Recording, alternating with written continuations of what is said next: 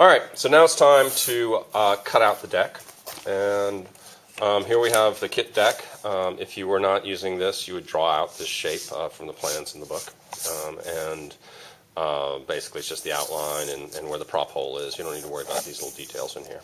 Alright, so this is that, and you're going to use a box cutter to cut it. This is a nice big one. Oops, falling apart. That is good with kids.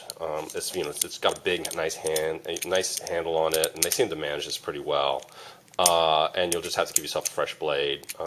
Make sure you got a nice sharp blade on there before you use it. And I break them off with a pair of needle nose pliers, and then that's a nice fresh blade for doing cuts. If you want a nice tool, there are these Olfa knives. Get the carbon blades; they're better, sharper. Don't cost that much more. You can get 50 of them because you'll go through a lot. You can just snick that as well, or you can use this little tool in the back to snick them off. That's a nice sharp blade. Now, coroplast is kind of tricky. It can have a lot of resistance when you cut it. So you just want to essentially a cut is get the blade through to the bottom if you can and cut smoothly to the end. Don't use a lot of force. If you're using a lot of force, you're just cutting the table below it, or you have a super dull blade. Resolve that because you can really cut yourself with these things. Blades fly and then a finger gets sliced. I've seen that happen a few times. It's kind of I don't like it. I also cut sometimes freehand. So if I've got a nice sharp blade, I don't worry about using a ruler, and so I just go and that works great too.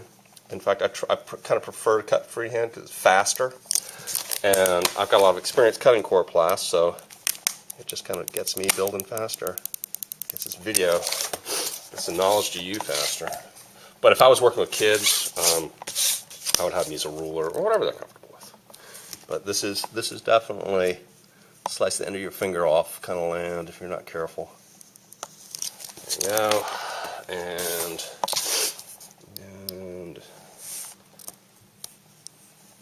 there you go. All right. Cut out the prop hole.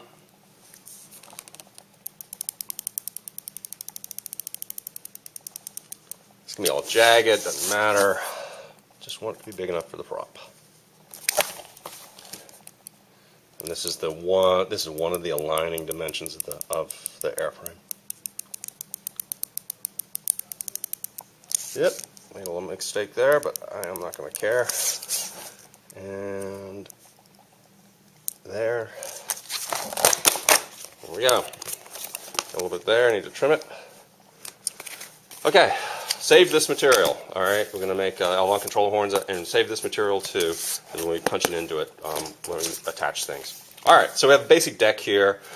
You might want to put your name and phone number here. So these planes find themselves in trees all the time. So and you can just add it now to make it easy so you don't have to do it with a bunch of gear on it. So I'm going to say Breck Baldwin and put my AMA number on there. 6499966. The AMA, I recommend again, please get a membership. If you're a kid, it's free. If you're under 18, if you're an adult, you can get a Park Flyer AMA membership for I think $30, and it gives you $500,000 of insurance. You don't want to hit somebody and not have them need to go to the hospital or something, and then not be able to have that paid for. And the AMA provides that kind of coverage. There are limitations on it and so on and so forth, but really do consider doing that. And you might want to also put your phone number on there. Okay, so this is our deck cut out, way out of focus. All right, and these two lines here are going to be our L1 control horns in the future. That's why they're marked out. So don't get too concerned about that. All right, next up, servos. We're going to attach them. So if you're building on your own, you got your own servos, or even if you got servos from us. You want to get your servos out and get them placed. And the crucial thing about placing them, well, let's do this first. We want to peel off these labels. The only branding we want on here is whatever you guys want. No, it doesn't matter. I just like to take these labels off because they tend to interfere with the adhesion of the double stick tape, and they're sort of greasy underneath anyway. So I'm going to clean these servos up by pulling that off. And then on the other side, You have to have good fingernails to do it. If it really doesn't want to come up, it's put up a huge fight, don't bother, it doesn't matter. You know, we're not that allergic to brands. We're just trying to get this so that we can get a good solid attachment with the double stick tape. Yeah, this one's really fighting me. Come on, there we go. Okay, so we got the servos off, those labels off, and then I'm going to take some acetone. Actually, this is a denatured alcohol, but you can use acetone as well. You know, this is just rubbing alcohol. You could probably take a swig of whiskey and use the same thing. I don't know.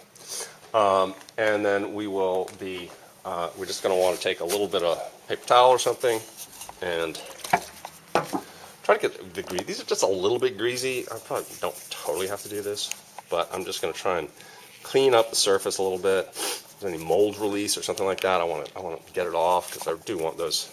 The servos, we like to have them very solidly attached to the deck. It's just key. If you can get a solid attachment to the deck, then you're in so much better a situation and it's so much better shape for. And then on the deck location, I'll also hit it with a little bit of alcohol just to see if there's any mold release or anything like that. Just get that out of the way. It will dissolve the Sharpie. So if you make a mistake, you can always change your Sharpie. Whatever you write on there with a Sharpie, a little bit of alcohol. All right. So that's all ready to go. So we have our deck here, and what we want to do is we want to check that the servo's in some kind of imagined position, which has been marked. It's not an exact requirement, but they will overlap. So wherever we decide to put the receiver on this deck, we want to make sure the servos can reach it. And so these servo leads are plenty long. They practically reach each other. So we can go anywhere we want, but I want them to be able to cross over in the middle. This is a natural place to put the receiver right here.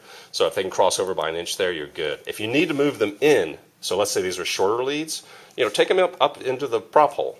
I've never seen servos that didn't have enough lead to do this. Okay, so I'm just putting them right next to the prop hole. Okay, or they can move out further. It sort of doesn't matter. I like to have them out a little further because I want the elvons to be supported kind of further out, but again, the servo lead is the dominant thing to pay attention to here. So I'm going to move these out about as far as I can because I have long servo leads. But if they were too short, I'd move them in. I would move them, you know, from here to here. And you want the back of the servo, which is the wires coming out the front, to be at the front edge of the prop hole. All right, that's the alignment step for this and its attachment to the airframe. All right, so we've got that. Now we're going to attach. As soon as I find my double stick tape, the servos to the deck via double stick tape. So here's our double stick tape foam squares. These things are great. We've done this so many different ways, and I like these as my favorite. So you take that little square, peel it up. Again, you spend half your life peeling up tape in this build. Come on, there you go. And what this foam tape does, and the double stick tape, if you use carpet tape, that's fine. We also have used those high stick tapes for hanging things, hanging mirrors. And I'm just going to put it kind of over that little image right there, because that looks good. All right, radio. All right, and the same with the other side.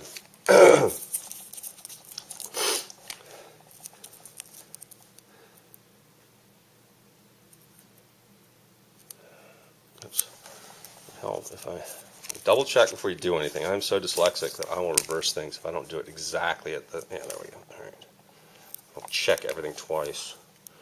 It's amazing the mistakes I've made building these airplanes. Course in humility. Come on. Also a little course in it. I should probably go get a. Well, if I got a pedicure, then no, not a pedicure, manicure. It'd be really hard to get those off, right? Okay. Kids are really good at doing that. If you've got any laying around, have them de-stick your tape for you. Okay, there you go. All right, so those are basically attached, and we have established, you know, the kind of the basics of how things are going to work. Okay, your servos also come with a bunch of arms and tiny screws. Do not throw this away. Do not lose it. We are going to need those later, and what I suggest you do is you consolidate them both into one package so that you know where they both are, and we'll be visiting this later. All right, clean up a little bit. You know, keep your build neat if you can. It just helps, you know, to reduce the visual noise of what's going on, and you're more likely to, you know, sort of not make mistakes. All right, what I like to do, so when I'm punching through, so the next step is we're going to punch holes through the deck. So we're going to use our small Phillips screwdriver, or if you have a small standard screwdriver, it's about the same diameter as our zip ties. That's a great thing to use too. I have a very favorite screwdriver that I use to do this. I'm not going to use it for this build because I think it's cheating. Everybody can't have their favorite pet tool involved. But it's just a little standard screwdriver that's about as wide as this zip tie. See what's going on? Because we want this to be a nice tight connection. All right. So the places where we punch the holes is underneath this flange, towards the servo wire, right next to it. Get as close as you can. You know, nice and vertical, maybe even angled in a little bit because you really want that to be tight, right? And or just vertical is good. And push through all the way. I've got coroplast underneath it, so I'm pushing down into multiple layers of coroplast. So I make sure I exit the bottom of the deck. This portion here. Okay. And then we go here, push it through. And then I'm going to do the same thing up here by the gear housing, in sort of middle of the top of the servo. Push through, and then I'm just going to guesstimate where that, you know, where its corresponding hole is. This is not super crucial, and push it through there. And what we do is we take the zip tie now, and make sure the blobby bit where the zip is. So this is how zip ties work. In case you don't know, this is flat side here, and then you get the little blob with the extension. The zip tie goes this way through it. Okay, so. And we want all of the blobby bits, all the zip of the zip ties, to be on the top of the deck. We don't want any of them on the bottom because that's going to make it hard for us to attach. But you can see where the little holes that I punched through are. And I'm going to push this through here. And sometimes you have to double do it. All right, this time I didn't. You'll see you have to do it later, almost certainly. So these are these nice orange zip ties that we got. And then you zip it. You see how I've got it zipped through. All right, the blobby bit that is the direction of everything. And yeah.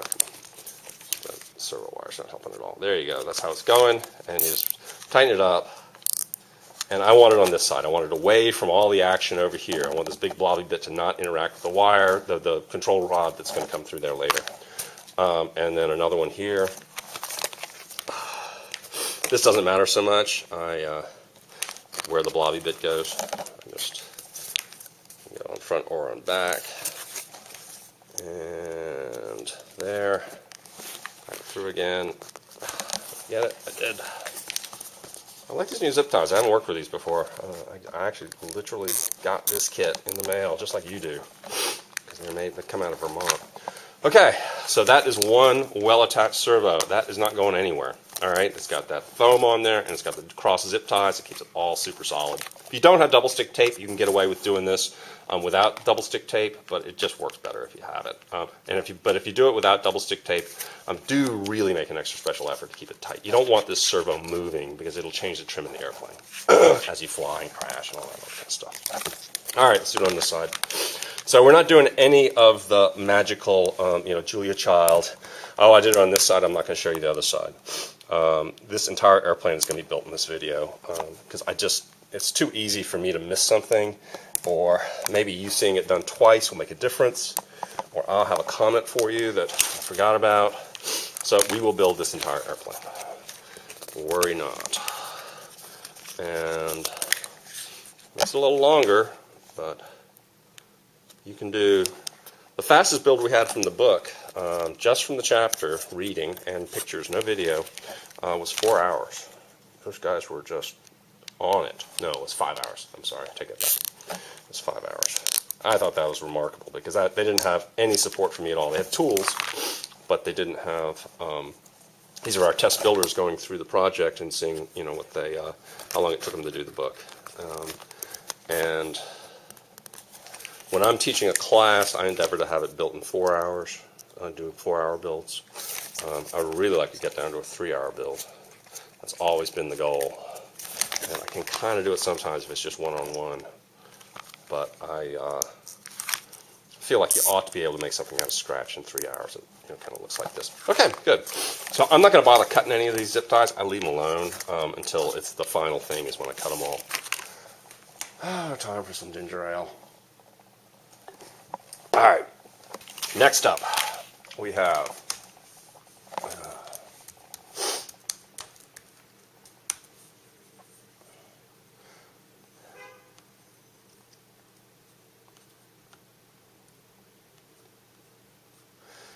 we're going to make the